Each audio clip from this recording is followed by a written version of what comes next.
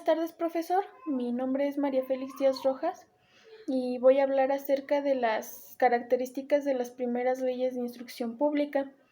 Para dar inicio, debo hacer mención de Maximiliano, que reglamentó lo relativo a la educación mediante un amplio documento. Este documento constaba de 5 títulos, 20 capítulos y 171 artículos, que se dio a conocer el 27 de diciembre del año 1865. Este se llamó la Ley de Instrucción Pública. Para la instrucción primaria se establecieron 3 premisas básicas: laica, obligatoria y gratuita. El artículo 3 de esta misma facultaba a las autoridades locales para que cuidaran a los padres y tutores de que sus hijos asistieran a la escuela primaria pública. El artículo 4 ordenaba que la instrucción primaria fuera gratuita, pero solo quienes presentaban que no podían pagar la cuota mensual. El artículo 5 establecía el control del Estado sobre la educación.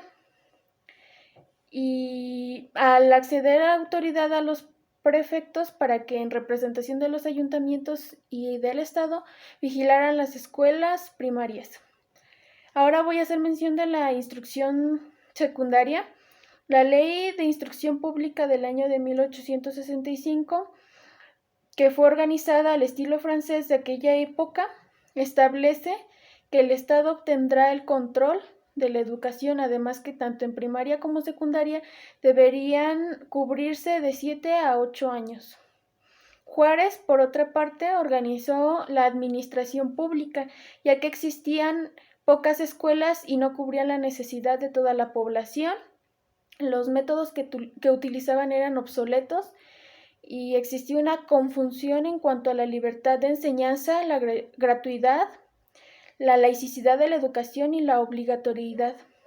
La Ley de Instrucción Pública de 1867, su objetivo era reorganizar la educación nacional y sostuvo vigencia en el DF y sus alrededores y sus territorios.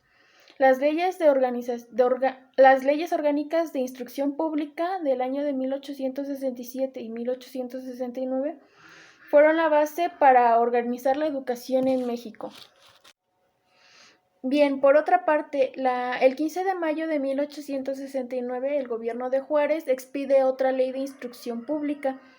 En la ley de enseñanza primaria, en primer lugar, tenía que ser obligatoria y gratuita. En segundo, debía ser su primo la enseñanza de la religión, es decir, la religión por un lado, la enseñanza por otro. La creación de escuelas primarias y la fundación de 2 escuelas para adultos. La ley en torno a la segunda enseñanza se ofreció para hombres y mujeres. La revisión de la orgánica de la Escuela Nacional Preparatoria introdujeron nuevas asignaturas como latín, griego, física, química y métodos de enseñanza. Se establecieron nuevas carreras. Estas son medicina, veterinaria, farmacéutica, ingenieros de mina, mecánico, topógrafo, arquitectura y jurisprudencia. Se creó la Academia de Ciencias y Literatura y trata aspectos educativos, esto como el calendario, las inscripciones para la realización de los exámenes. La generación liberal que juntó Benito Juárez estableció el marco jurídico para la educación pública. En el año de 1870 se establecieron innovaciones pedagógicas.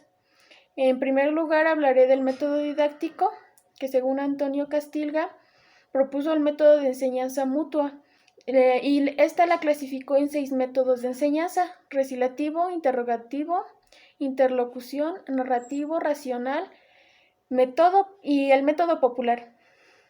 El segundo es la enseñanza objetiva. Es un método aplicable a todas las materias y mejora del aprendizaje. Y por último, la educación integral. Esta dio lugar a la ampliación de los planes y programas de estudios propuestos por las leyes de instrucción pública en el año de 1867 y 1869. Bien, para finalizar, en el año de 1872 se hizo cargo de la presidencia Sebastián Lerdo de Tejada, Y en materia de educación se propuso hacer realidad la laicidad en la ley del artículo 4, prohibiendo la enseñanza en los planteles oficiales e imponía la enseñanza moral laica. Por medio de la Ley de Instrucción Pública, la educación física se impartiría en las escuelas. Esto fue firmado por el presidente Benito Juárez. El artículo 40, la educación física de los alumnos, en las que comprenden los ejercicios gimnásticos, la parte higiénica, el buen trato por la comida y el cuidado del aseo de los vestidos, sean cosas sobre que se den reglas fáciles y oportunas. En el año de 1874, el presidente Sebastián Lerdo de Tejada, en su informe correspondiente, el 6 de abril, informa lo específico a la educación física. Se ha cuidado de plantear ejercicios convenientes a la educación física de los alumnos en los establecimientos de instrucción primaria y secundaria. Y eso es todo.